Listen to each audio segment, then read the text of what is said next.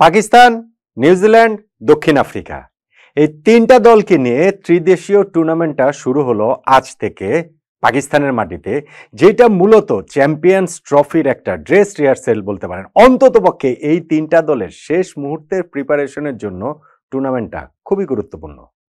আজকে প্রথম ম্যাচটা হলো যেখানে পাকিস্তান মুখোমুখি হয়েছিল নিউজিল্যান্ডের।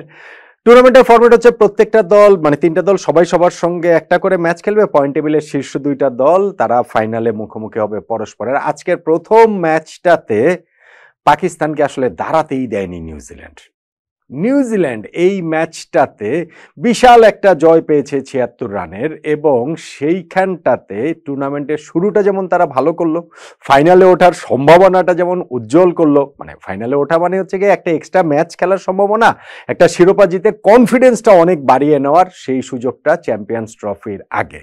এই যে ম্যাচটা হলো যেখানে পাকিস্তানের আমি বলছি আসলে কম্পিটই করতে পারলো না, শুধু সেইটা না, তাদের আরো একটা টেনশনেরও যথেষ্ট বড় কারণ হয়ে গেছে ম্যাচের রেজাল্টের বাইরেও।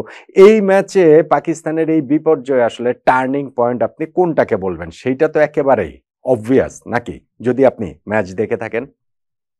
দেখুন, এই ম্যাচটাতে যখন নিউজিল্যান্ড শুরুতে ব্যাটিং করছিল সেই ব্যাটিংটা তারা খুবই ঢিমে তালে করছিল। মানে কেন উইলিয়ামসন যেই ইনিংসটা খেলেছেন 89 বলে 58 রানের, সেই ইনিংসটা যেমন সেই 90s-এর ইনিংস, 90 দশকের ওয়ানডে ক্রিকেটের ইনিংস, নিউজিল্যান্ডের ওভারঅল ইনিংসটাও আসলে ওইভাবে এগোচ্ছিল। তাদের শুরুতেই ফার্স্ট ওভারে শাহিন শাহ আফ্রিদি উইলিয়াংয়ের উইকেটটা তুলে নিয়েছেন, আবরার কিছুক্ষণ পর কটওয়েল বোল্ড করেছেন রাচিন রবীন্দ্রকে, তারপরে কেন উইলিয়ামসনের সঙ্গে ড্যারিল মিচেলের যে পার্টনারশিপ 95 রানের, সেই পার্টনারশিপের রান হচ্ছিল বটে, কিন্তু ওই বললাম এমন ঢিমে তালে হচ্ছিল মনে হচ্ছিল যে একটা মন্দ্র সপ্তক তালে ক্রিকেট খেলা চলছে। ওয়ানডে ক্রিকেট এখন যেভাবে বদলে গিয়েছে সেভাবে যদি হিসাব করে দেখেন, সেইখান থেকে উইলিয়ামসন আউট হলেন, তারপরে গিয়ে ড্যারিল মিচেল শেষ দিকে রানের গতি বাড়ানোর চেষ্টা করলেন এবং 84 বলে 81 রানের একটা ইনিংস খেলেছিলেন। সবই ঠিক আছে, কিন্তু ইনিংসে যখন 44 ওভার শেষ হয়েছে নিউজিল্যান্ডের, তখন তাদের স্কোর দেখাচ্ছে 5 উইকেটে 232। কত রান হবে? 270, 280। তো এখনকার তো মানে টি-20-তে 300 ছুঁই ছুঁই অবস্থা, 300 250, মানে 250 তো মোটামুটি রেগুলারই হচ্ছে। সেইখানে ওয়ান ডে ম্যাচে 50 ওভারে যদি ওই 260-70 রানই বা 270-80 রানই বা, আর এমন কি, সেইখান থেকে নিউজিল্যান্ড তাদের স্কোরটাকে নিয়ে গেল 330-এ।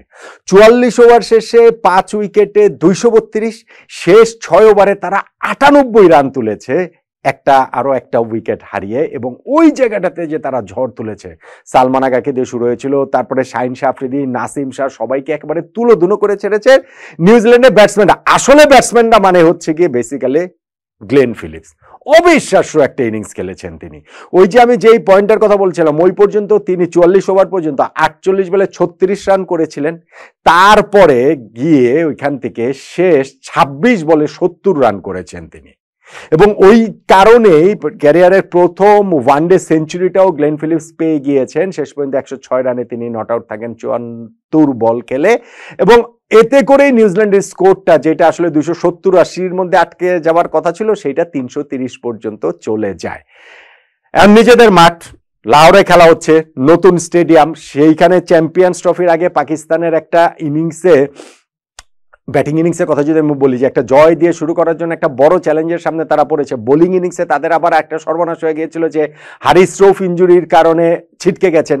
মানে হচ্ছে কয়েক ওভার বোলিং করার পর তিনি তার বোলিংটা শেষ করতে পারেন। এখন চ্যাম্পিয়ন্স ট্রফির আগে হারিস রৌফও ফেরেন কিনা সেটাও তাদের একটা বাড়তি চিন্তার বিষয়। ব্যাটিংয়ে নেমে যে আপাত চিন্তাটা হচ্ছে হারিস রৌফ তো আর তাদেরকে ম্যাচ জেতাবে না, তাদের ব্যাটসম্যানরা জেতাবে, কিন্তু তাদের ব্যাটসম্যানদের অ্যাপ্রোচটাও, এবং সেইখানটাতে এদিকে যেমন কেন উইলিয়ামসন, এদিকে তেমনি হচ্ছে গিয়ে বাবর আজম, দুইজনেই মডার্নলি গ্রেট, কোনো ডাউট নাই। কিন্তু ধরেন এখনকার এই টি-20 বা ওয়ানডে ক্রিকেটের সঙ্গেও বা কতটা যান, সেই প্রশ্নগুলো উঠছে যখন বাবর আজম এইখানটাতে আজকেও 23 বলে 10 রানের একটা ইনিংস খেলেন, 330 রান তারা করতে নেমে। ফখর জামানের সঙ্গে তার ওপেনিং পার্টনারশিপটা 10 ওভার স্থায়ী হয়েছে, 10th ওভারে লাস্ট বলে গিয়ে বাবর আজম আউট হয়েছেন, কিন্তু রান হয়েছে দলের মাত্র 52। এবং পাকিস্তান এরপরে রিজনও 3 রান করেছেন, নিয়মিত বিরতিতে উইকেট হারিয়েছে। এক প্রান্ত প্রান্তে শুধুমাত্র ফখর জামান খেলছিলেন, যার খেলাতে মনে হচ্ছিল যে জয়ের একটা চান্স পাকিস্তানের থাকলেও থাকতে পারে, জেতালেও জেতাতে পারেন ফখর জামান। কিন্তু সেই ফখর জামান যখন 119 রান, দলের যখন 119 রান, তিনি যখন পৌঁছে গিয়েছেন হচ্ছে কি ওই যে 80-এ, সেইখানটা থেকে ফখর জামান তিনি আউট হয়ে গেলেন। কার বলে? সেই গ্লেন ফিলিপসে বলে। গ্লেন ফিলিপসের অফ স্পিনে তিনি এলবিডব্লিউ আম্পায়ার দিলেন, ডিআরএস নিয়েছেন, কিন্তু ডিআরএসও রক্ষা হয়নি।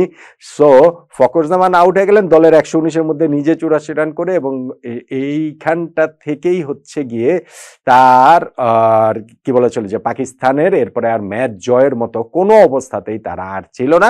তারা আর ম্যাচটা জিতবে কিভাবে, জিততেও পারেনি। সালমান আগা শেষে গিয়ে 40 রানের একটা ইনিংস খেলেছেন। কত বড় ব্যবধানে জিততে পারে নিউজিল্যান্ড বা পাকিস্তান, পরাজয়ের ব্যবধানটা কতটা কমাতে পারে, সেটাই আসলে দেখার ছিল। শেষ পর্যন্ত তারা, হারিস রফতার ব্যাটিং করতে পারেনি, ওইখানটাতে 76 রানে তারা ম্যাচটা হেরে যায় 254 রানে আটকে গিয়ে।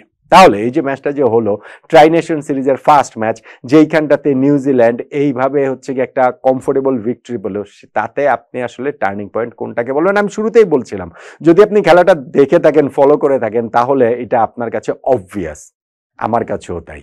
নিউজিল্যান্ডের ব্যাটিংয়ের শেষ 6টা ওভার, ওই যে শেষ 6 ওভারে তারা 98 রান তুলেছে, এবং ওই সময় গ্লেন ফিলিপস তার ব্যাটে যেই ঝড়টা তিনি তুলেছেন, 70 রান তিনি তুলে নিয়েছেন ওই সময় 26টা বলে।